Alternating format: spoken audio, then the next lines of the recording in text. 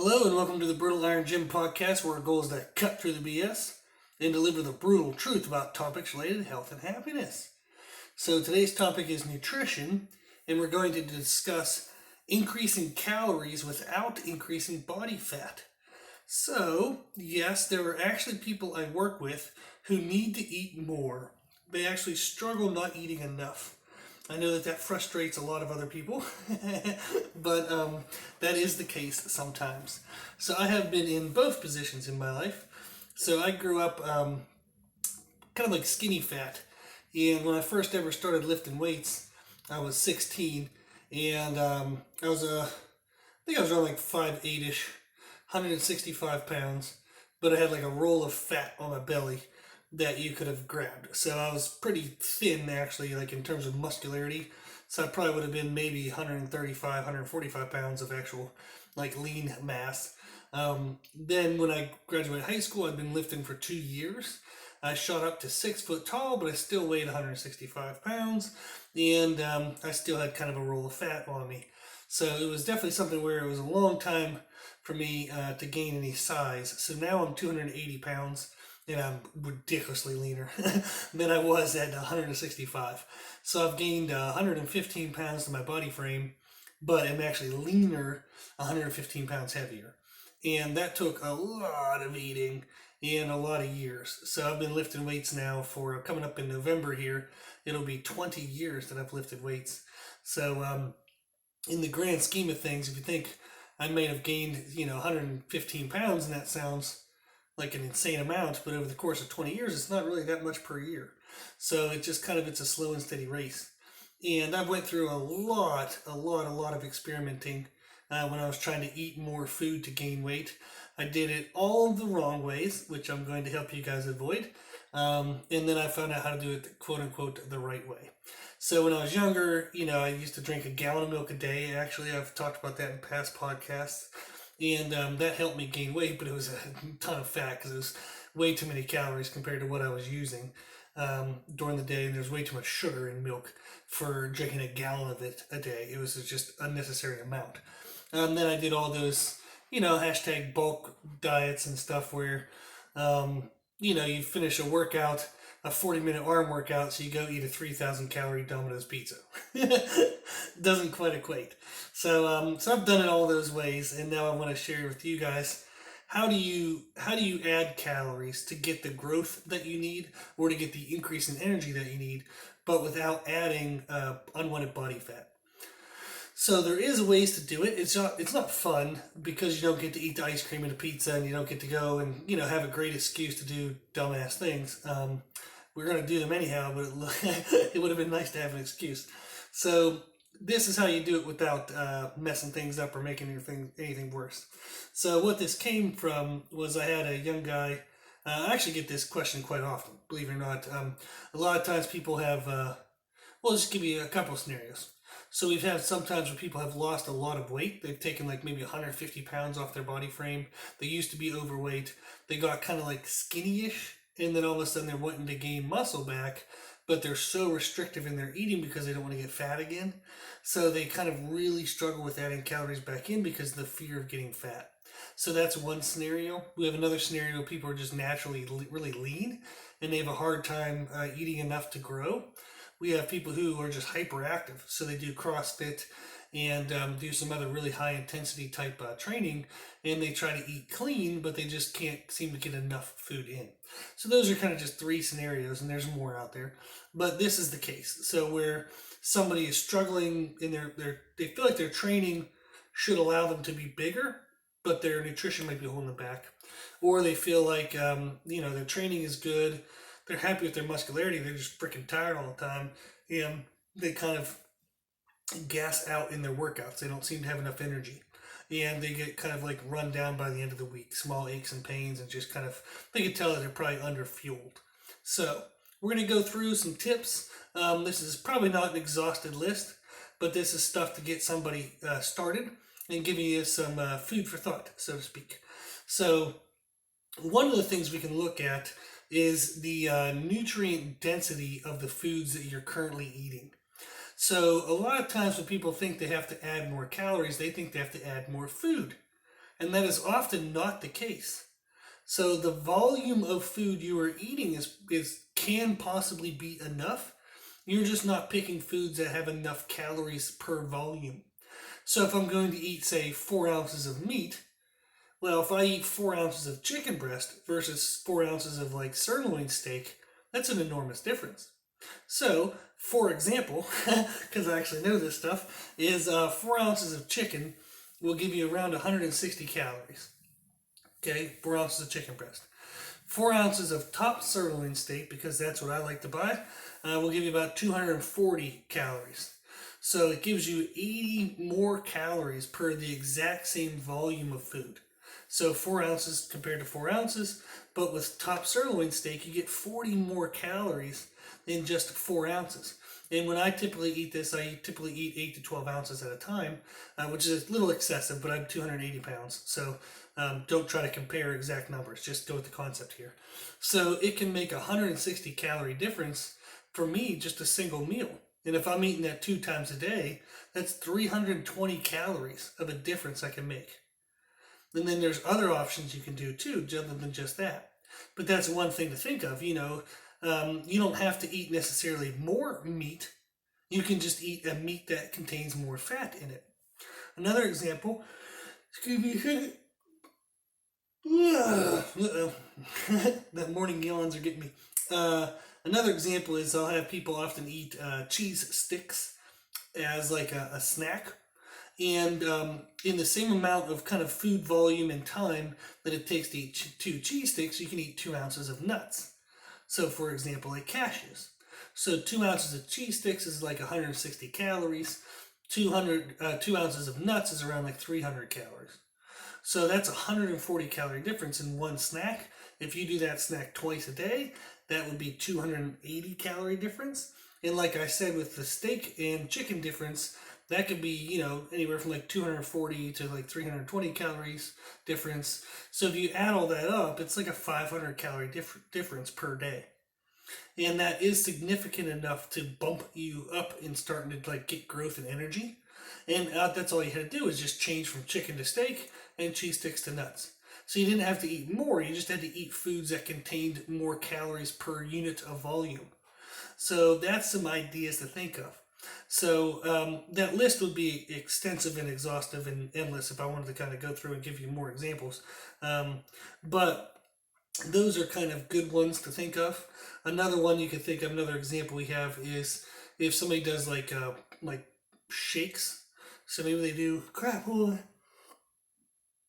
no, I felt like I was awake before I started. But if somebody does shakes, like say they do like a protein powder with like fruits, and that's kind of like their morning kind of like shake, get them going. So they'll blend it together, chug it down. Well, sometimes people use like almond milk, where you could be using whole milk. Sometimes you could add in like nut butter, like a tablespoon of cashew nut butter or peanut butter, and that'll help. Or they can add in fats, like a healthy fat, like coconut oil, something like that. Or they can blend in avocado, which makes a smoothie kind of smoother. So there's different ways to add in foods that contain higher amounts of fats into shakes. Now, I will say, be careful when you're doing it with shakes, is if you add, like all of a sudden, 30, 45 grams of fats in, you might have to run to the bathroom after that shake. So start with small amounts. Start with like 10 to 20 grams of fat at a time. See how your body tolerates that, and then try to increase from there if you can, or if you'd want to. But that's some examples you can do, is just simply adding a little bit of fats. You can do that through oils to meals as well.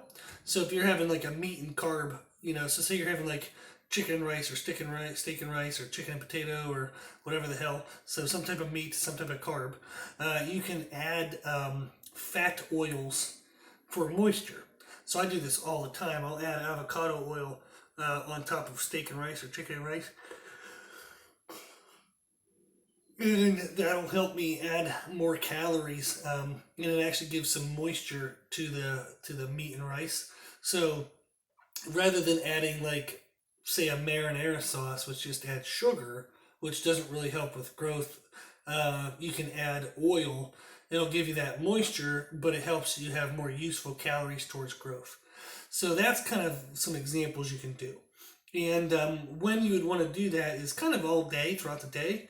It's better if you're worried about like body fat levels to do it kind of in the mornings, kind of front load your calories before your most active times. You'll notice then that you have more energy during your active times and you're likely to burn it off the any kind of excess that maybe you wouldn't have wanted. Whereas if you add the excess, after your activity levels, there is a more increased chance that it can be stored away as body fat. However, one caveat to that is if you're doing it at the meal right before you go to bed. So if you typically have a very lean meal before you go to bed, so maybe just some protein and veggies, or you just have a foods that kind of are low in fat before you go to bed, you can add fats to your meal before bed, and that actually gives your body something to grow with overnight. So I actually tend to have really high degree of fat before I go to bed, and I personally like that because it helps me hold on to my weight. So I've noticed that if I eat like a meal of like steak and eggs before I go to bed, I wake up the next day a little more energy and my joints feel a little better than if I were to just have like a very lean meal. So steak and eggs, for example, will take the whole night to process. So there are different digestive rates per foods. So you want to find foods that take a longer time to digest. So for example, if I have, whole eggs before I go to bed, only like just whole eggs by themselves, they can process within 2 hours. So all of a sudden, if I went to bed at say, 10 o'clock at night, at midnight, my body has nothing until I wake up in the morning. Well, that's kind of crappy. I just lost time to grow. Whereas if I ate like the eggs with some steak, like I do, that processes everything throughout the whole night. And your body's kind of slowly breaking down and giving protein to the body throughout the entire sleep process. So that's going to help you grow and repair more. So adding fats before you go to bed can be a really good way. If the meal that you typically have is very lean, it's a good way to sneak in extra calories and actually help recovery and help growth. Now, if you're already having stuff that's really fatty, don't add more fat. So I remember I had somebody who had a master's in nutrition and they were eating for weight loss. Then they were having whole milk and peanut butter protein shakes before they go to bed, which was absolutely ridiculous. That made, oh my God, that was so dumb. Sorry, I know that sounds really rude, but that person knew better. So it's like, oh my gosh, you gotta be kidding me. So, but the reason why that was not good was that the whole milk and the peanut butter would have had sufficient amounts of fat, that's for sure. But there would have been sugar in the whole milk they didn't need, and then the peanut butter they were picking was some kind of like kids peanut butter, which had a bunch of sugar in it as well. So there was more freaking fats and sugars than there was protein. And then also that's very fast style digesting. It's kind of sloppy, lazy calories, if that makes sense, because they're already liquids, they're pre-digested in a sense. Whereas if you had an actual meat, your body has to break that crap down. Like it has to do work to get the calories out of it. So there's a concept called thermic effect of food, which is something that a nutritionist would keep in mind when they're designing nutrition plans, is our body has to put effort and energy into breaking foods down. So if I want to eat something before I go to bed, it's better for me leanness-wise, and especially fat loss, gosh. It's better for me leanness-wise to pick something that has a high thermic effect of food. So my body has to kind of break that stuff down, be busy throughout the night. And the reason why is it helps you retain less body fat. It usually has a longer digestive rate, so it kind of lasts throughout the night and gives you more chance to grow from the tissue, from the food, rather than having it form like body fat. So I got kind of like sidetracked there. But you can see there's a lot to think of. Nutrition can be very simple, but then it can also just be ridiculously complex. It depends on which way you want to look at it. But that's the first thing I look for is nutrient density and adding fats to your foods. The next thing we have is to drink more calories. So, like I said, I used to drink a gallon of milk a day, and I talked about this in a recent podcast, number 341.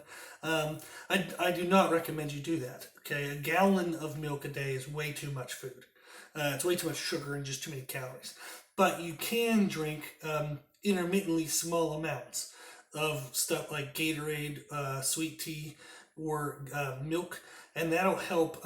There's a concept called protein sparing, And that's what carbs and fats do throughout the day.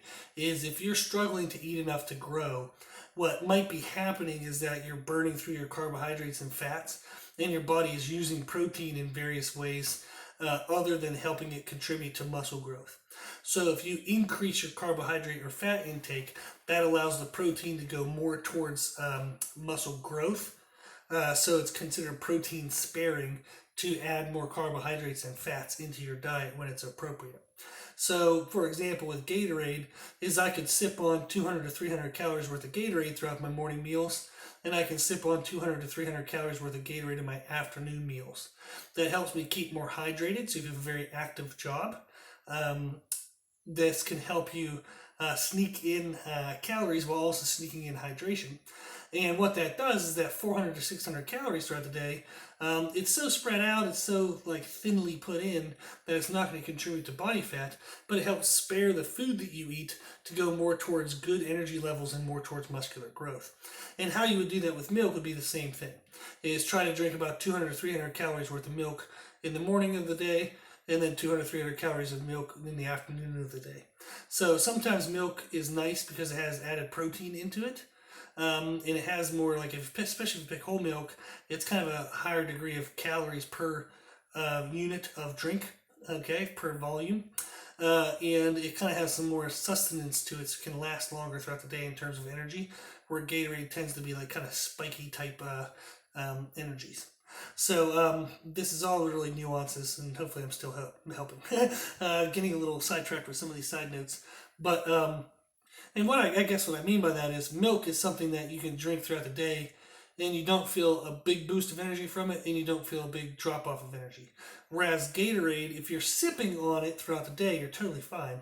But if you chug a whole thing of Gatorade, like 32 ounces of Gatorade, you're going to have pretty good energy for the next 15 to maybe 30 minutes. But then all of a sudden you're going to get sleepy and tired and kind of feel a crash afterwards because it's pure sugar. So whereas in milk, you have the fats and proteins to slow down the sugar digestion. So it's kind of a matter of preference.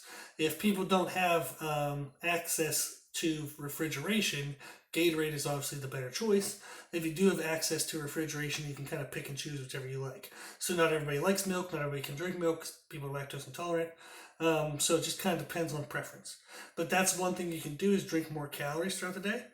And again, you want to kind of like spread that throughout the day, not try to chug a whole bunch at one time and then chug a whole bunch at a different time. Another concept we have is intra-workout drinks. So in podcast 93, I talk all about intra-workout drinks. So if this interests you, go listen to podcast 93. But what it does, it helps you get more calories when you most need them. So if I'm doing bodybuilding and powerlifting style training, intra-workout drinks are freaking amazing, and they're a great idea, and you definitely should be doing them. If you're doing more high endurance based stuff like CrossFit or more like triathlon type training stuff, you might not want all the sloshiness in your belly. So maybe intra-workout drinks won't be your thing, but you can still kind of make sure you're hydrated before your activity. You know, make sure you're drinking a fluid with enough sodium in it so your body actually retains it, like sodium and carbs. So your body retains the fluid rather than having to make it pee 1,000 times. But intra-workout drinks are a great option to add in a couple hundred calories right when you need it most. That way it contributes the most towards energy and muscle building and the least towards fat formation. So podcast 93 is excellent to learn more about that. The other thing we have to think about is one of the things that I get into often when somebody really struggles with eating, and they're like just they're a hyperactive person, their metabolism is sky high, they really have a hard time getting in more food. And when they try increasing their fats, they notice their hunger level kind of dissipates and goes to zero. And then all of a sudden, it's kind of like they shot themselves in the foot. They tried to eat more fat, and now all of a sudden they can't even eat what they used to eat. So in cases like that, we have to look at digestive rates of foods and consider our fat versus carb intake timing. So an example of this is one of many examples, but I just want to kind of raise your awareness to it, would be to eat or consume very quick digesting carbohydrates in the morning of the day. And this is sugar-based stuff. in the morning of the day, switch to slower digesting carbohydrates in the middle of the day, and then switch to fats at night. So this is actually really helpful for certain people because it helps them front load their day with a ton of calories, but not have their appetite get suppressed at the beginning of the day. So some people, when they eat fats at the beginning of the day, they're just not hungry the rest of the day. So what we'll do as an example is I wrote a diet for somebody recently that's very similar to what I actually eat actually. They wake up and they have chocolate milk and a bagel sandwich. So they have considerable amount of chocolate milk. I don't really have a limit on them right now. They can drink whatever they want to drink of chocolate milk because it's really high in sugar. Then they have a white bagel. They have lean meat, and they have a piece of cheese on it. And the white bagel is pretty fast digesting carbohydrate. The lean meat isn't going to slow down digestion too much, but it gives them good protein. And then the cheese is for flavor and taste. And there's not too much fat in a single slice of cheese that's really going to mess anything up digestive rate wise. So in the grand scheme of that entire meal, they're going to have 10 times as much sugar as they would any kind of fat in that meal. So they might end up having, just an insane amount of carbohydrates in that meal compared to the fats. And what this helps that person do is get an enormous amount of calories in right when their body wakes up. So that way they're not burning off reserves. So they're not burning off muscle tissue.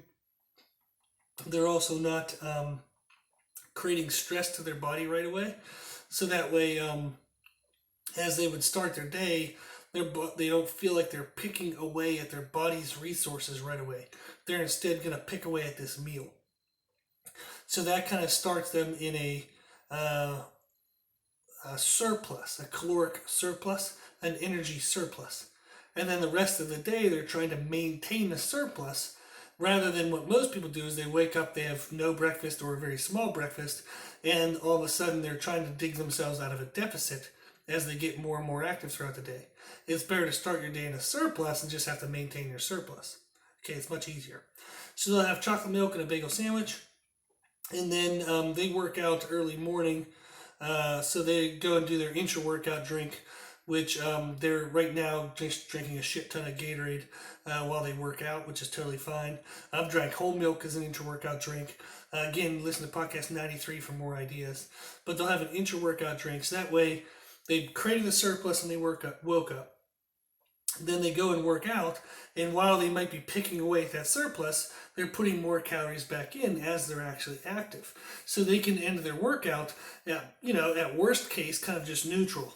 So they used up their surplus and they're back to balanced. But in this person's case, I know for a fact they're going to still have some kind of surplus. Then in the middle of the day, they go to a grocery store and they eat sushi and drink a bunch of whole milk.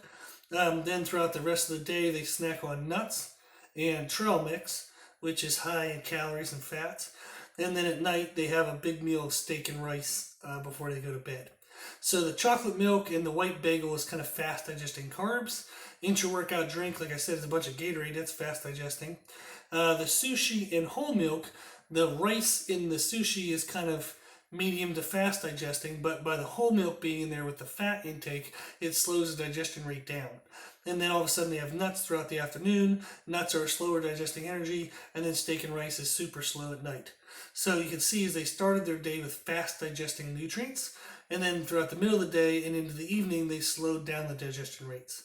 What this does, this allows their body to always have surpluses available, and it matches the concept of creating a front loading of their calories. So they're operating out of a surplus all day rather than operating out of a catching up to a deficit most of the day, which is what most people do.